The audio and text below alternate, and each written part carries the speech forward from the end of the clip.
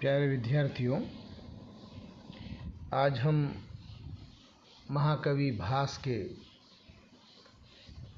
द्वारा विरचित नाटकों का सामान्य परिचय प्राप्त करेंगे। संस्कृत साहित्य के प्रथम नाटककार के रूप में महाकवि भास को स्वीकार किया जाता है, जिनका समय ईसा पूर्व 4th शताब्दी के आसपास माना जाता है। महामहोपाध्याय पंडित टी गणपति शास्त्री ने सन 1909 में त्रावणकर राज्य में जो भास के नाटक प्राप्त हुए हैं, उनका विस्तार से अध्ययन करके और उन्हें संकलित करके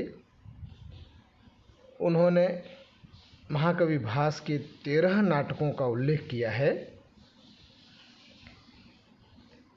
इन नाटकों में महाकवि भास की अनूठी कल्पना शक्ति के दर्शन होते हैं। कथानक के आधार पर इनको 4 वर्गों में वर्गीकृत किया गया है।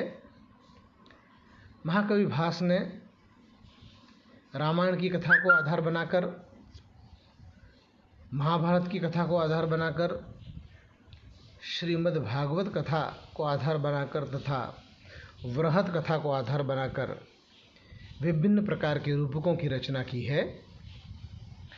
सर्वप्रथम रामायण कथा पर आधारित उनके द्वारा 2 काव्यों की रचना की गई है। पहला अभिषेक नाटक एवं दूसरा प्रतिमा नाटक। अभिषेक जो नाटक है वह 6 अंकों का नाटक है। इसमें राम के राज्याभिषेक तक की घटनाओं का वर्णन किया गया है। राम का राज्याभिषेक होने के कारण ही इस नाटक का नामकरण अभिषेक किया गया है। रामायण की कथा पर आधारित दूसरा नाटक है प्रतिमा नाटक। 7 अंकों के इस नाटक में मर्यादा पुरुषोत्तम श्री राम के वनगमन तक, सीताहरण और रावण वध तक की घटनाओं का वर्णन किया गया है। ननिहाल से लौटते हुए भरत देव मंदिर में अपने पितामह आदि के साथ में अपने पिता दशरथ की प्रतिमा देखकर उनके दिवंगत होने का निश्चय करते हैं। इस घटना को आधार बनाकर इस नाटक का नामकरण प्रतिमा नाटक किया गया है। दूसरा जो महाकवि भास के नाटकों का क्रम है वह महाभारत की कथा पर आधारित है। महाभारत की कथा पर आधारित महाकवि भास ने 6 रूपकों की रचना की है। सर्वप्रथम है ऊरुभंग। यह एकांकी रूपक है और इसमें द्रौपदी के अपमान के प्रतिकार स्वरूप भीमसेन द्वारा दुर्योधन की ऊरु अर्थात जंगा को भंग करने का चित्रण किया गया है। यह दुखांत नाटक है।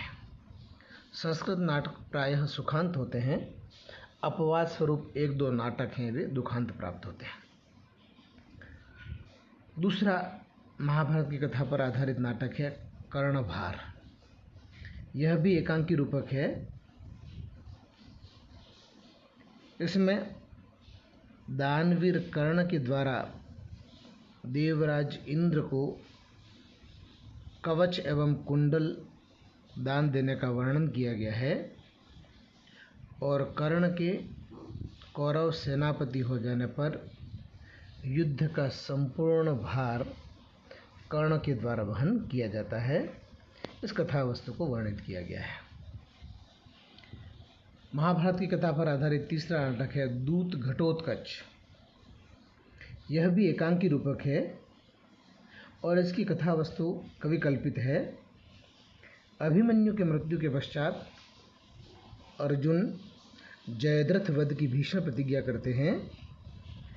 श्री कृष्ण भीमसेन के पुत्र घटोत्कच को अपना दूत बनाकर धृतराष्ट्र के पास में भेजते हैं। ऐसी इस कथा का वर्णन इसमें किया गया है। चौथा रूपक है दूत वाक्य। यह भी एकांकी रूपक है। इसमें भगवान श्री कृष्ण पांडवों का दूत बन करके एक संधि प्रस्ताव लेकर के दुर्योधन के पास में जाते हैं, उसका वर्णन इसमें किया गया है। पांचवा है पंचरात्र। यह 3 अंकों का रूपक है। यह भी कवि कल्पित माना जाता है।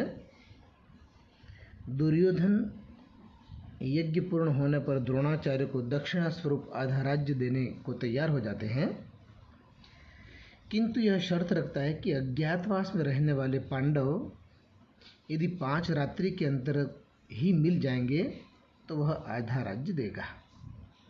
गुरु द्रोणाचार्य के प्रयत्न से पांडव 5 रात्रि में मिल जाते हैं और दुर्योधन उन्हें आधा राज्य दे देता है।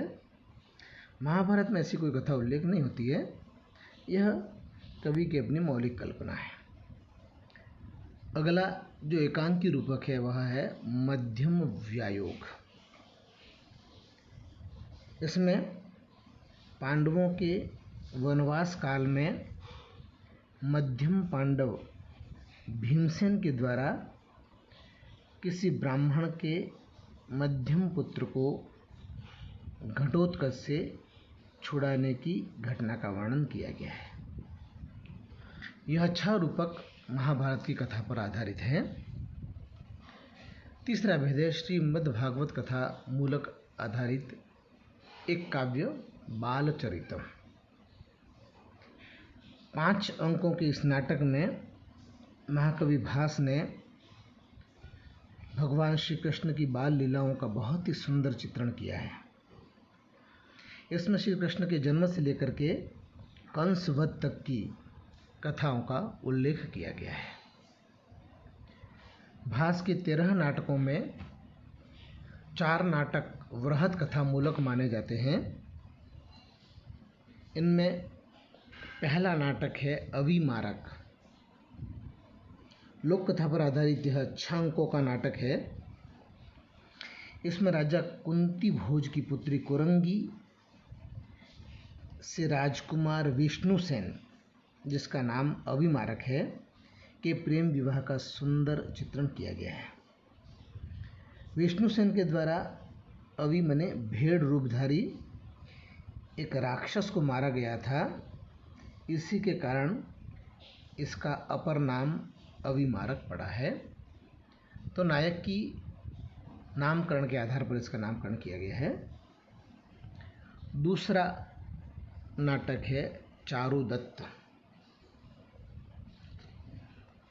4 अंकों के इस नाटक में एक दरिद्र ब्राह्मण जो उज्जैनी का निवासी है, जिसका नाम चारुदत्त है, उसका उज्जैनी की ही प्रसिद्ध गणिका वसंत सेना के साथ में प्रणय का वर्णन किया गया है। नायक चारुदत्त के आधार पर इसका नामकरण किया गया है और इसी की कथा वस्तु को लेकर के परवर्ती महाकवि शूद्र के द्वारा मत्स्यकटिकम नामक प्रकरण की रचना की गई है। तीसरा वृहत कथा पर आधारित नाटक है प्रतिज्ञा योगंधरायण। 4 अंकों के इस नाटक में वत्सराज उदयन द्वारा उज्जैनी के राजा प्रद्योत की पुत्री वासवदत्ता के हरण की कथा वर्णित है। इसे अधिकांश नाटककार स्वप्न वासवदत्तम की पूर्व घटना के रूप में स्वीकार करते हैं। उज्जैनी के राजा प्रद्योत के द्वारा वत्सराज उदयन को छलपूर्वक बंदी बना लिया जाता है और अपनी पुत्री वासवदत्ता को वीणा सिखाने के लिए उसके पास में रखा जाता है। उदयन का महामात्य योगेंद्रायण अपने स्वामी उदयन को कैद से मुक्त कराने के लिए एवं वासवदत्ता के साथ में उदयन का विवाह करने की प्रतिज्ञा करता है। इस घटना के आधार पर ही इसका नामकरण प्रतिज्ञा योगेंद्रायण रखा गया है। और भास की कीर्ति का सर्व प्रसिद्ध नाटक है स्वप्न वासवदत्तम। 6 अंकों के इस नाटक को कवि की सर्वश्रेष्ठ कृति माना जाता है। न केवल भली महाकवि भास की अपितु संस्कृत साहित्य के नाटकों में भी इसे अद्वितीय नाटक कहा जाता है। वत्स देश के राजा उदयन और वासवदत्ता एवं पद्मावती की प्रणय कथा को इसमें वर्णित किया है। उदयन का महामात्य योगेंद्रायण इसके प्रयत्नों के द्वारा